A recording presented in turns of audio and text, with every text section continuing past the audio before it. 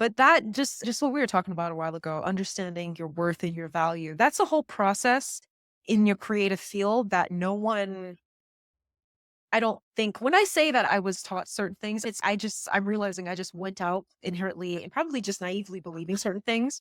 Hence why I buck my head against so many different walls when I was coming up. But that is a process no one talks about as a creative is having to learn how to value yourself. And then don't not to even mention the process for me. I remember sometimes working as a photographer, freelance photographer for different events and saying, how much should I be charging? I remember I have a story of a documentary that I did fresh out of college. This fashion designer was followed around by a videographer for a year.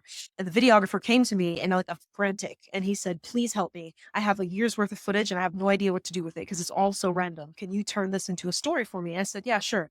I spent weeks sifting through the footage, weeks, probably the whole month sifting through the footage, organizing it, picking out, categorizing it, and then saying, okay. And I turned it into a story of their creative process, their upbringing, different events they've been through. And when the videographer saw it, they loved it. And they showed it to the fashion designer.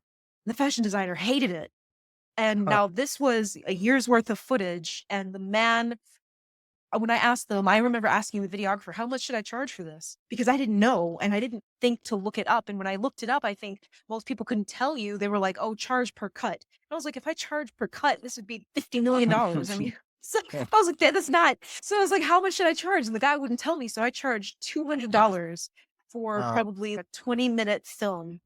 And I did all of that work. And the fashion designer hated it, didn't even want to pay me. And the videographer is the one who ended up covering my pay. And then he came to me and he said, you know why he didn't want to pay you, right? I said, no, I don't understand. I thought he just didn't like the film. He said, oh, his excuse was that your website looked too amateurish. So he didn't think you need to be paid too much.